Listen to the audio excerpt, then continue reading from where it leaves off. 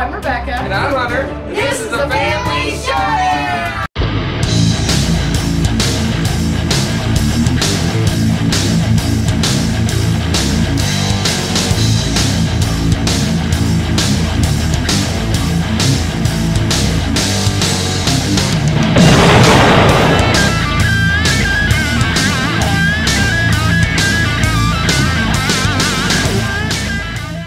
Howdy folks, welcome to my top 100 games of all time. This time around, we're looking at 80 to 71. I'm Hunter. My commentator.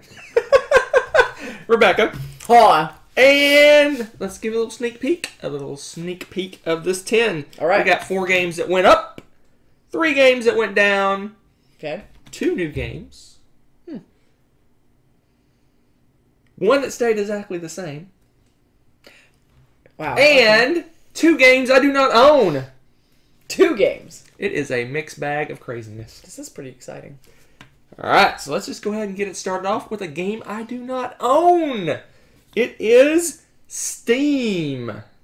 I still have not played this game, so tell us about Steam. So Steam. So let me do a little bit of story here. So it was my 110 last year. It came all the way up to 80, and I haven't played it since last year. Why do you think that is? Nostalgia? No. Here's the deal. I think I really like train games. Oh, goodness.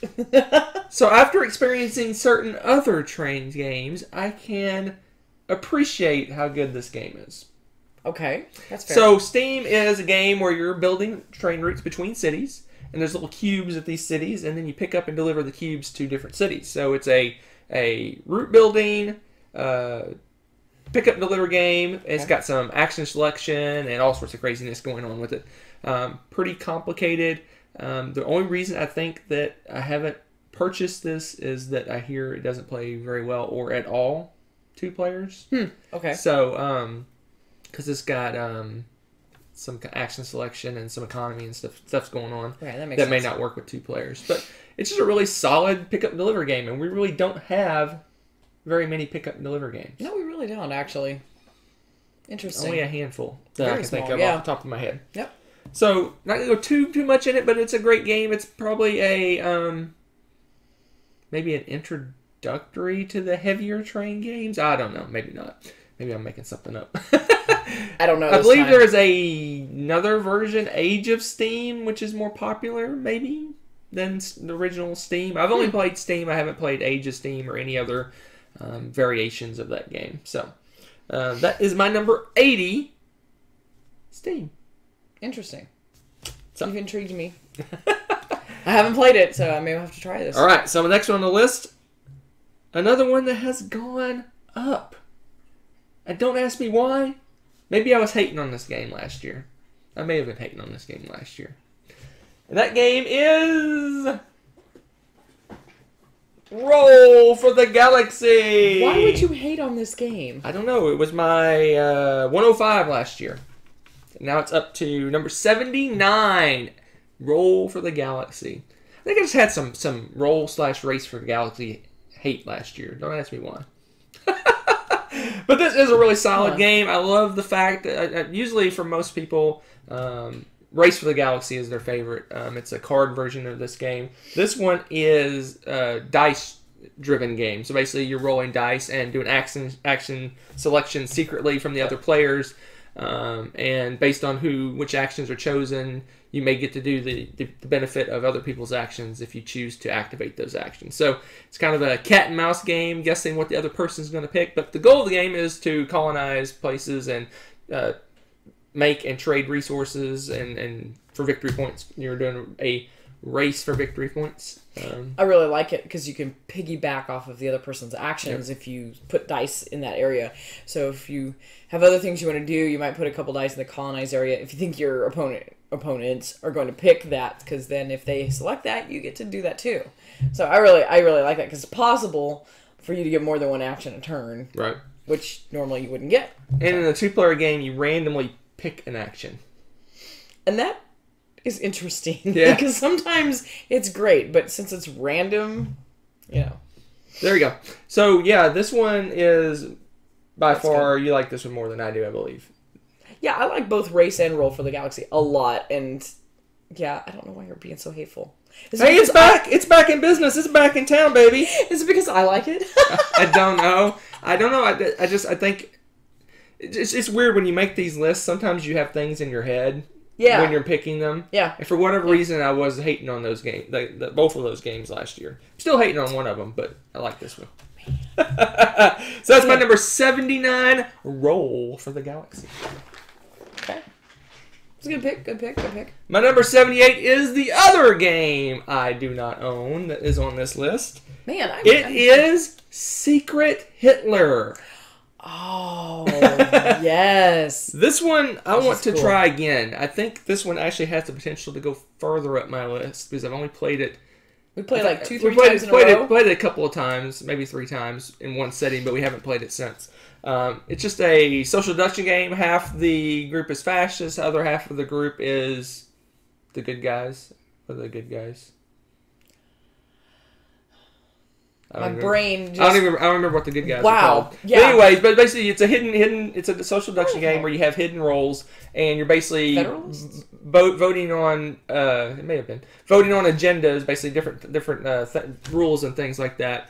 All the while, the good guys are trying to figure out who Hitler is, and Hitler is trying to remain hidden until the right moment to strike. So as you're voting these laws in and out, there's suspicion because you basically they're hidden votes in most social deduction games. They're hidden votes, so you based on what votes come in, you like wonder what the player is going on, and you pick the agenda where it's a good guy agenda or a bad guy agenda, and it's just a lot of intrigue and accusations, and it's just a really fun, solid social deduction game. It's pretty cool. It's a pretty cool game. So like I said, this one has potential to go up my list if I play it some more because I really like it, but I don't know if I got my brain completely around how the game really works. Because, I mean, we were kind of just muddling through the first game, and then we kind of started figuring it out, and then we moved on to something else. So, I want to play this one again, but it's a really solid, if you like social deduction games, and you can get past the title and the what's going on in the game.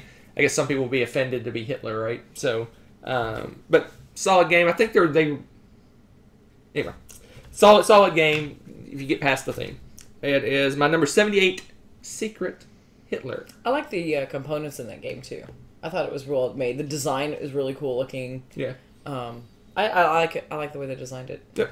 So. Good one. Very fun. All right, my number 77 is one of the... Oh, that was new to the list. Obviously, we just recently played it. My number 77 is also new to the list, and that is Clank in Space. This one's so much fun. So, in the way back times of my number 83, which wasn't that far way back, I said there is another version of the game I like better, and this is it. This is Clank in Space. But as you see, they're only separated by 6 places, so they're not like one's like super better than the other one. I think they're both very, very solid games in their own right. I just prefer the theme of this one better, and it's a little slightly better balanced in terms of gameplay. It doesn't. You can't do that rush in, grab an artifact, rush out thing in this game. You have like little things you have to do along the way to be able to get an artifact, and so you can't just do that mad race. And you can see when someone's switching gears and heading for the artifact, you can kind of react to it. Whereas in Clank, someone can just grab the first one and race out the door, and you're not even ready for them to do that. True. But Clank Space is a deck building game where you're going around. You're basically, obviously, in all deck builders, you're buying cards and trying to improve your deck. You're going into a spaceship guarded by the evil overlord guy, and you go and you're trying to work your way through. You have to hack some computers to open up different areas. Eventually, you can open up the last area to go grab the artifact and get out. Once someone goes out, it kind of triggers the end of the game, and it gets more and more difficult for the ones still scrambling to finish up. And most points win. It's just a really solid thing. Like I said in the previous in Clank, when we went over Clank, I like deck builders that have a board. This one has a board, a modular board, in fact, that you can mix and match and design it different ways as you play. We just got the expansion, the Apocalypse expansion, which adds even more boards and has like a objective that makes the game more challenging. So I really can't add anything to that. It's super fun, and it has the same clank, the exact same thing with the clank and the making noise and trying to be quiet as you sneak in and out. So it's the same game, but rethemed, and like you said, it adds a little more oomph to it. It's really cool. It's a really fun game. Yeah, I love it. Yeah, just the gameplay's better, but I think the theme is better. I enjoyed the cards. They have just like in the fantasy version, they have kind of punny cards, and this one has it. But it's Oh my gosh, but with the sci-fi galore, based right? on It's wonderful. sci-fi, different categories of sci-fi, Star Trek, Star Wars. It has little inside jokes. Some and stuff. of the references are pretty intense. Like, you have to be a pretty good fan to catch some of them, True. and I really like that. It's kind of fun because you just happen to catch one and get a chuckle out of them. Pretty good stuff. Well, there you go. That is my number 77. It was new to the list, so it wasn't nothing last year. Clank Space. Woohoo. All right. It's a pretty solid list so far. Let's keep it going with my number 76. Some people call this Puerto Rico the card game, but we call it San Juan. Now, I think this is actually going to be reprinted as Puerto Rico the card game, I think. Are you serious? Is that a rumor I heard? I don't know. Maybe not. You're just making this up? I may be making it up. But this is truly Puerto Rico the card game. You have that same thing where you select an action, and then people can piggyback and get a lesser version of that action. You're drafting cards. There's multiple-use cards. You can use them for various things. You can use them for currency. You can use them to actually build the buildings on the cards. I love games where it has cards that you have to really agonize over. Do I want to keep this card, or do I use it for a currency? Do I want to use it to do something else? And you really have to think about what you want to do. Engine building game, you start out slow and you start churning your engine and it gets going and you're producing more and more goods, just like in Puerto Rico. And it's kind of a race to finish up. You get victory points based on the cards you build. Really, really solid card game. If you like card games, this is a good one to look into. Okay, I was just thinking normal reactions, but this is one of those boxes where the side of the box has a hidden gem. What's that? There is this dude here that it looks like you spoke gibberish to him, and he is like, "What? Look at him! This is greatness! I love it! It's like all Euro games. Like, what? Yeah, he's like, what's wrong with you? I love that. That's awesome. He's then this other obviously dude's like, man, I'm just trying to work here. He's an architect. Yeah, but he's hauling stuff, so he's like, No, why am I hauling stuff? I'm an architect. We're not doing And box this- covers. But it's great. The Euros, I love silly Euros like these. They're hysterical. Here's all you need to know. Let me find it. On the back it says a great 2-player game. Boom. And it is. It's a- really fun. It's really fun. I'd never looked at the side of this box before, and as you're describing stuff, I looked down, and this guy is It's been on our shelf judgmental. for years. But I don't think he's sitting out there. Yes, I think he is. He's the other one. No, it's not. He's a smaller No, version. You can ignore him. No, he is on the shelf that way. I don't know. This guy's split like this. Come on. You're weird love tonight. All right. Every day. Do you have any comments on the actual game I itself? love the game. Okay. It does play great 2-player. I absolutely love it. I like the multi-use cards. It is one of those that forces you to make some crazy decisions where you're just going, oh, how do I want to use this? Do I want to just basically discard it for something else? And oh my gosh, you agonize over it sometimes because there are so many good choices. So we got the newer version of the game. It has the expansion in it, and we just throw the new buildings in right into the deck. We just play with all the cards, so it's a really solid game. It's one of those games that has, I guess it's easy to learn, but it's really got some meat to it, and it actually plays quickly. You can knock this game out in 45 minutes to an hour. We only played it 2 players, so our 2-player games are about 45 minutes long. So I'm sure with more, it's just slightly longer than that. So there you go. San Juan. It says a card game based on the highly acclaimed strategy game Puerto Rico. Well, there you have it. That was my number 76. It was 107 last year. It went up because we recently played it. That's all it takes. It didn't get punitated. Oh wow, we're making up more vocabulary. It did not get punitated because we played it recently. Can I go back to talking? All about right, my number 75. I don't think she likes this one so much, but it's still one of my favorites. It is rock solid. It will probably be on my list maybe forever because it's one of my favorite social deduction games. Oh, I was going to say rock, paper, scissors. But Rock, paper, scissors? It is the little box called The Resistance! I will say that this has had a slight resurgence for me because I played with someone who loves this game to death, and it like bled over into it. So I actually, This is in your school thing? Mm-hmm. Anyway, the Resistance. This is just a bare bones social deduction game. It's a lot like, it reminds me a lot of Secret Hitler, but simplified. It's a simplified version of Secret Hitler. It's basically you are good guys and bad guys at the start. You in most hidden role games, you have a role and you're either on a good team or a bad team. And you're going out on missions. You're basically each person takes turns deciding who's going to go on the mission. You select different people around the table to go on the mission for you, and then the people on the mission vote whether it succeeds or fails. So you kind of, if you're a good guy, you want to narrow it down and figure out who the bad guys are, so you don't send them on the mission to fail it. And if you're the good guy, bad guys, you want to remain hidden, but yet you want to fail the mission. So you got to be really strategic in how you fail them to make it not obvious that you're a bad guy. Just a really rock solid social deduction game. There is a fantasy version, Avalon, that has basically the same rules, but it adds in some roles. Do we have that? No, we don't have it, because I think there's no reason to trick it up, because I think this game is a really solid game. It's a good one to introduce people to social deduction. It plays fairly quickly. Yes. Probably, depending on how much you guys yammer and talk around the table. It takes maybe 20-30 minutes to play. Yeah. But like I said, based on how much table talk you have going on, which is encouraged in this game. Yes. So there you go.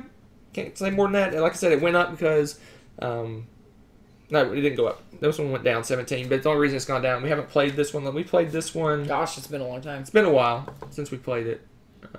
Yeah, I'd have to look and see. It's been can't remember, but every time I've played this has been a great experience. In the game group, this was a regular one played on the Dice Tower Marathon. That always goes over usually goes over well.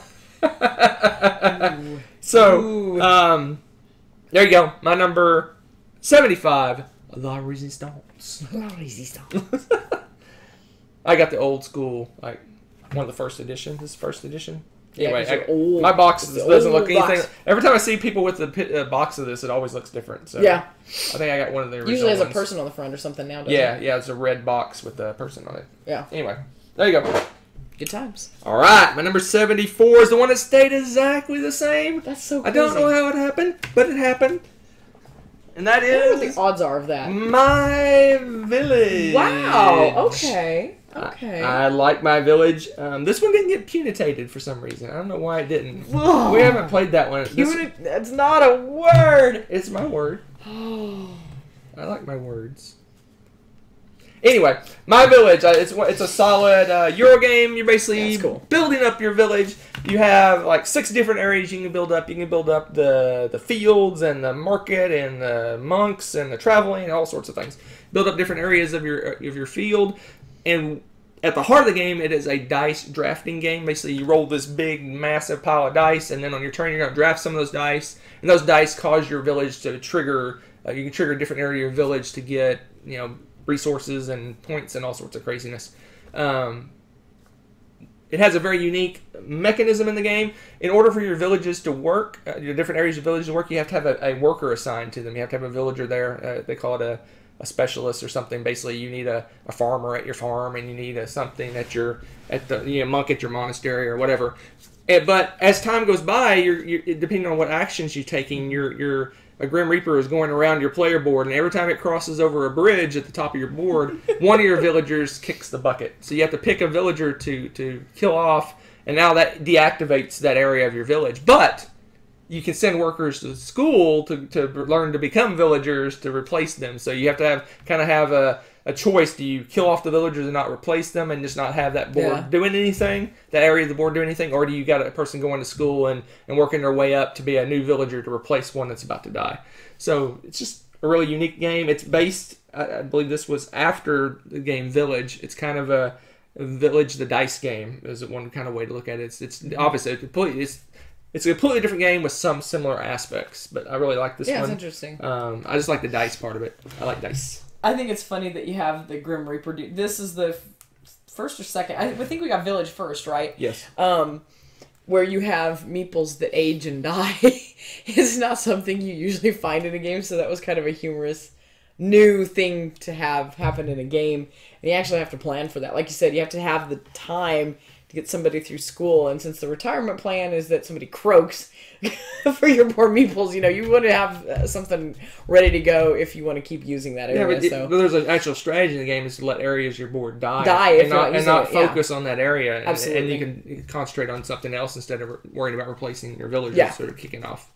So there you go. Cool. That is a great Euro game. If you like Village, you might try this one out. If you're okay with dice, you're drafting the dice, so the dice can't really hate you. I guess you can get a bad draft at the end of your drafting, but it's a community pool of dice you're drafting out of, so it's not like they're going to be roll a bunch of ones and not do very well. Yeah. So there it is. My number 74 stayed 74. That's crazy. That stayed exactly My the same. Village. Huh. That's interesting. I never would have guessed. That's pretty cool. All right. My number 73 has gone down 28 places. It is one of those punitive felds, probably my favorite punitive feld. And that is... I love how we have subcategories. Oh. Notre Dame. Cool. Okay, so, story time. I really like this game. What I like, it's got let me just go through all the unique things I like about it. The first thing I like about it is that your player board is part of the main board. Not many games do that where you put your player boards all together in a common area and you use that for the actual physical board of the game, cool. Which I think is pretty unique. It's punitive, but it's not so punitive that it's out of control, but you do have to focus on it. But the way the game works is you're going to be drafting cards and playing cards for actions, and there's going to be a common pool of cards at the end of the round that you can basically trigger the actions on them, and then they tell you how deadly that round is, and how much plague is about to hit. So you have a choice. You can either just suck it up and get the plague, or you can go and do hospital stuff and concentrate and do what you can to try to prevent the plague from wiping you out. And basically, you got a little track on your player board, that a little rat, I think it's a cube, it represents a rat traveling down the board. Yeah. When it gets to the end, then you lose victory points and you lose like some of your abilities and stuff. Yeah. So you don't ever, if that happens, it's really bad. You don't want it to happen. So it's a balance between how much do I prevent that from happening versus actually progressing in the game. This one doesn't seem to be as difficult to prevent bad things from happening, at least in a two-player game. Yeah, we mostly play it. And also, the other thing I like about it is you have a little carriage that you're driving around the village delivering messages, and when you deliver messages, you get a little bonus, which I think is funny. But it's basically as hard. You're drafting cards or to play the cards for actions. So it's kind of a card drafting action selection game. So it's kind of a somewhat unique game. I mean, I'm sure there's other games that do something similar, but I really like this one. It's one of my favorite felds. I mean, nothing says fun like plague. Yeah. The theme to me seems a little odd, but at the same time, it works really well. It's a really cool game. I like the way the game works. I always get the giggles, though, about avoiding the plague the whole time. It's like, You are trying to avoid getting the plague. Yes. Yes, indeed. So there you go. That is Notre Dame. This is the 10th anniversary edition, which is available, I believe. It's in print. It just came back into print. When it came back into print last year.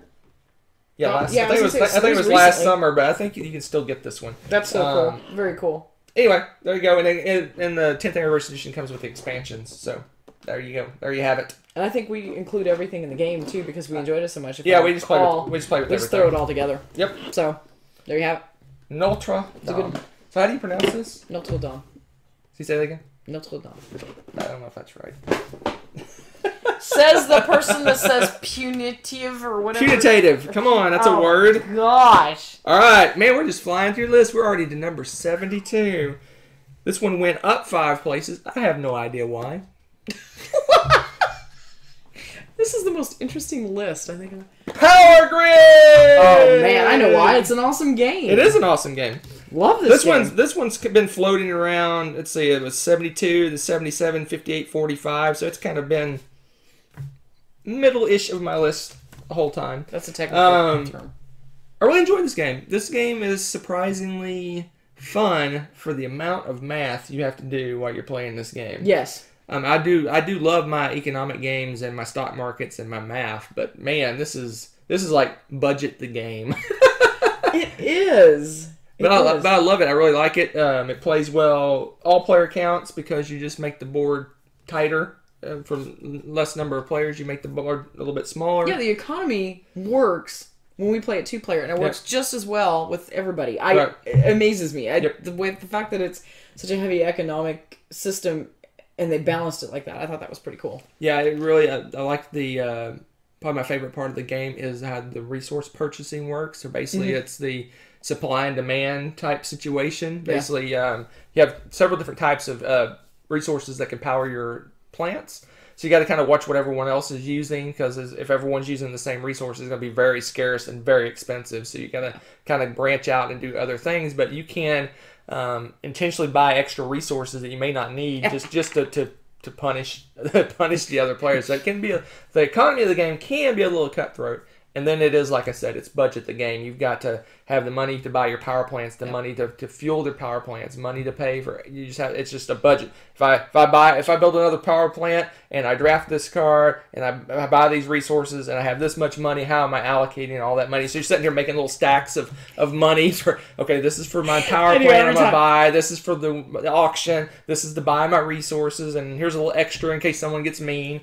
And it's so exciting, though, too, when it all works out the way you planned it, because you're just like, yeah, I have all this, and then you make your money, and you power all your cities up. I don't know, there's something incredibly satisfying about that game. And it's really interesting, the end game, the deciding who wins is very unique, because in this game, it's all about having enough money to do this, having enough money to do that, having enough money to do that. But at the very end, all that matters is how many power plants you can power on that last round. That's all that matters, is how many you can actually power. So it's really, you really have to be thinking in game almost from the start, just to go, I have to save enough money and have enough resources available to power everything I can to be able to win the game. Yeah. Usually the one that builds the most power plants wins, but not necessarily, because if they're in a bad situation, they can't power all of them, and you can actually have less power plants than someone else and still win the game. So it's a really, really cool game. I think it'll stick around. We only got the base game, base game. There is all kinds of maps and all sorts of expansions and different things you can buy for this, but we're perfectly happy with the base game. Absolutely love it. So there it is. My number 72, my 77 last time, so basically the same. Wow. Power Grid. Good times. It's a good one. We're already to the last one. Parting is such sweet sorrow. Yes. The last one is...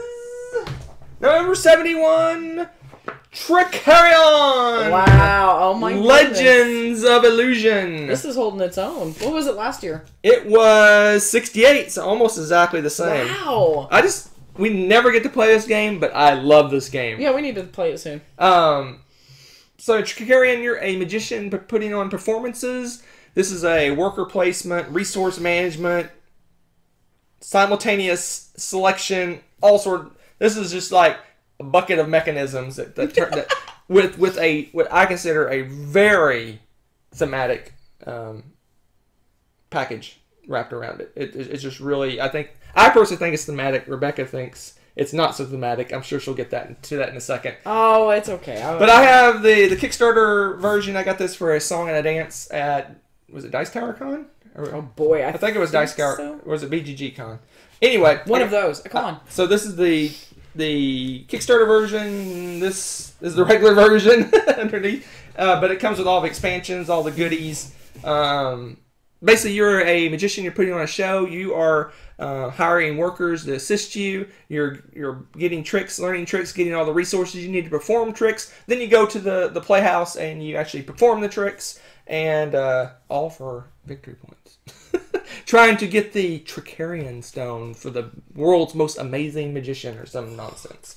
Some nonsense. But I love it. It's just everything is smooth. I like how the simultaneous selection thing works. I like how that when you use workers, some of them are sleepy and they don't get to use them. I'm sure there's another. That's what I call it. But they're sleepy. It's not what they're inactive or something like that.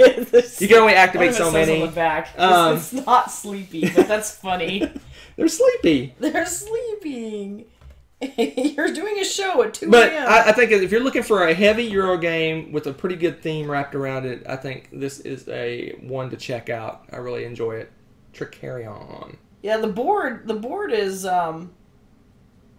pretty cool too. It's very a little bit on the busy side, but it's like sectioned off by regions and stuff. Yeah, and you have the one section that's the actual physical playhouse of the thing. I mean, it's not 3D or anything, but it's drawn like a playhouse. And you actually put your tricks and things around it. Yeah. So you're going to talk about the fact that you use glass doing a mind trick and stuff like that? Yeah, I have really a hard time with the fact that the things that you collect to do these tricks, some of them are ridiculous. They're like, I need a dove and a stick. And I'm like, okay, I don't know why they have a limited number of different resources. You can't have 100 different resources. I know, but I'm like, so a piece of glass and a stick, and I'm like, yeah, I don't think there's a stick. There's wood. Okay, well, it's a stick. It's not wood. It's panels of wood. Okay, because that makes it better.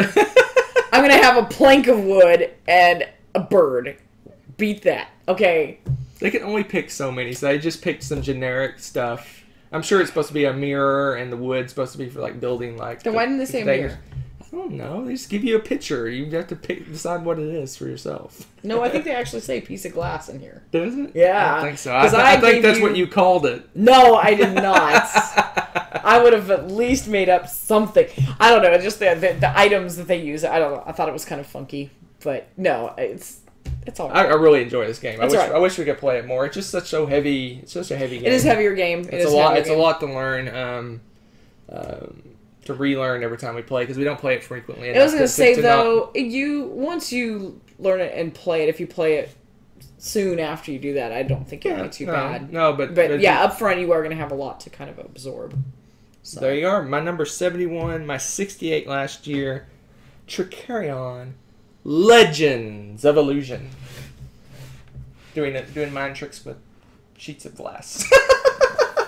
First you see it, now you don't. Is this glass? Well, that is it, folks. That is my 80 to 71. Let's give you a sneak peek of the next 10. This is pretty, I guess, a standard list. This isn't as near as exciting as this one. So 5 went up. Okay. No, that's not right. 5 went down. Okay. 5 new games. Ooh. Okay. And 1 I do not own. And that's it. Man, you're just mixing it this up. This is the group that gone down, and the ones that replaced it. But I think it's interesting that you have, I think, more games this year that you don't own. I do.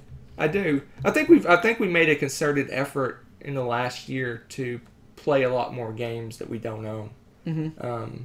When we go, a lot of times when we go to conventions, we end up being the teachers. Yeah. So we teach games that we already know and played. This year we did a lot of just grabbing a random box and reading the rules and playing it. So we played a lot of new games. We let a lot of other people teach us new games teach us games. So it was kind of a different year in that fact. You're right. And some of these games I may end up getting. Some of them I may not. The ones I don't own. So there you go. So good stuff. We'll see you next time. Bye.